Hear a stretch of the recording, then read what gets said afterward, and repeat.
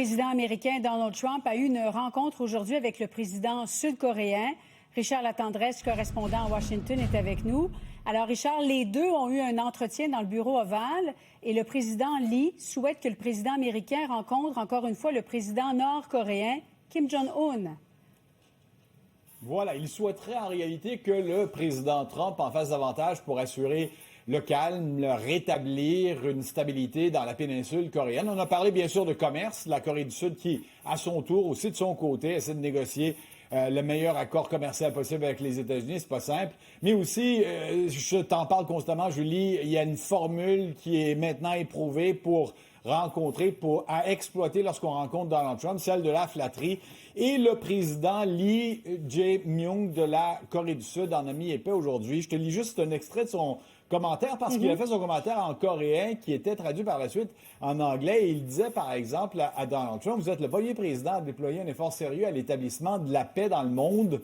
En ce sens, j'espère que vous créerez une paix persistante dans la péninsule coréenne. J'espère que vous rencontrerez, et suis-moi bien là, Julie, Kim Jong-un et établirez un Trump World en Corée du Nord où vous pourrez aller jouer au golf là-bas. Vous pourriez y être le faiseur de paix du siècle que le monde reconnaît déjà. Alors, c'est sûr que c'est le genre de propos que Donald Trump aime bien. L'idée étant de favoriser cette éventuelle rencontre avec Kim Jong-un qui a développé au cours des dernières années encore un peu plus son programme nucléaire et de missiles balistiques. Donald Trump et Kim Jong-un qui s'étaient déjà rencontrés 2 fois par le passé. Et Donald Trump a répété aujourd'hui à quel point il aimait Kim Jong-un, il avait une belle relation avec lui et il souhaiterait effectivement le rencontrer. On verra bien si c'est la prochaine étape diplomatique pour le président américain dans la région. Oui, il a dit qu'il l'aimait, mais qu'il n'était pas lui-même un dictateur, hein, Richard?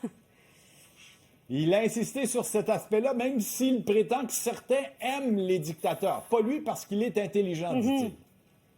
Mais qu'il y a beaucoup d'Américains, effectivement, qui aimeraient bien avoir un dictateur. Cela étant, la garde nationale américaine mobilisée à Washington, a commencé donc à porter des armes depuis hier soir dans la capitale. Comment la population réagit, Richard?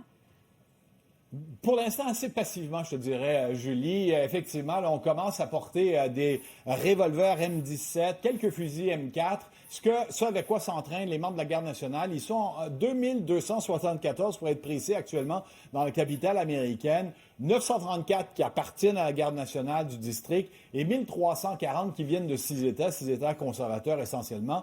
Ce qui est intéressant de relever, je me suis promené dans la ville au cours de la fin de semaine, c'est qu'ils sont présents, mais c'est plus une présence que de l'intervention à bonne et due forme de la part de la Garde nationale. C'est sûr que ça rend mal à l'aise de les voir ainsi, être déployés sur le terrain, avoir des militaires dans la ville, mais ce ne sont pas tant eux que les policiers, ils viennent plutôt en soutien aux policiers qui font des interventions. Je te dirais fondamentalement que ce que je constate, c'est qu'on semble chercher davantage à mettre la main sur des migrants en situation illégale, des sans-papiers, qu'à rétablir l'ordre qui, selon Donald Trump, serait en mauvais état ici dans la capitale. Et par ailleurs, le président qui a signé aujourd'hui un décret à l'effet que la peine, Richard, pour avoir brûlé le drapeau américain serait d'1 an de prison sans possibilité de libération.